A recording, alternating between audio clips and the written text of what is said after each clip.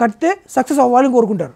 Builder నేను ఒక configuration కట్టాను అంటే ఒక బిల్డింగ్ కట్టేటప్పుడే ఒక ఫిజిబిలిటీ రిపోర్టు, ఇక్కడ ఏం కట్టాలి, ఎంత సేఫ్టీ కట్టాలి, టార్గెట్ ఆడియన్ ఎవరితో చేస్తే మనకు 3 yearsలో బిల్డింగ్ కంప్లీట్ అవుతుంది, మనం ఎగ్జిట్ ఈజీగా చేసుకోవచ్చు అనేది వాళ్ళ మైండ్ సెట్ని బట్టి వాళ్ళు లొకేషన్ చూస్ చేసుకొని ఇవి కడతారు.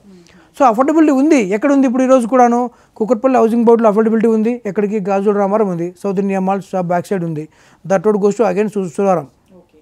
సో అక్కడ మీకు ఇప్పటికీ 55-60 lakh రూపీస్కి ఫ్లాట్ దొరికేస్తుంది, which is close connected to హైటెక్ సిటీ. హార్డ్లీ 40-45 minutesలో దే కెన్ రీచ్ టు హైటెక్ సిటీ. ప్రగతి నగర్ ఉంది, బాచుపల్లి ఉంది. బాచుపల్లి అంటే ఇండస్ట్రియల్ ఏరియాని ఇప్పుడు షిఫ్ట్ చేస్తున్నారు గవర్నమెంట్ కూడాను, కొద్దిగా అవతలకి వెళ్ళాలని చెప్పి చెప్తున్నారు. సో ఇన్ కేస్ అదేంది అనుకోండి, కాస్త పొల్యూషన్ లేని జోన్లోకి వెళ్ళి తీసుకుంటే ఇప్పటికి కూడాను ఒకటి housing board Gajula Ramarayana road, మన Mokila road or Tellapur back side రోడ్లు, నల్లగండ్ల, కొంతమంది స్టిల్ ఇప్పుడు ఎక్కడ దాకా వెళ్ళింది పటాన్ చెరువు బీరంగూడ దాకా పోయింది ఫ్లాట్స్, అపార్ట్మెంట్ కల్చర్ అక్కడ దాకా వెళ్ళిపోయింది.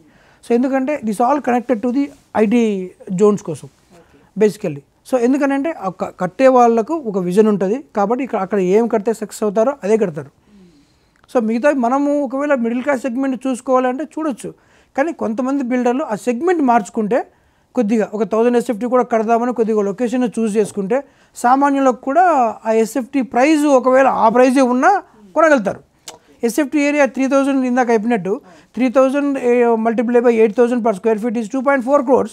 1000 by 8,000 rupees is 80 lakhs.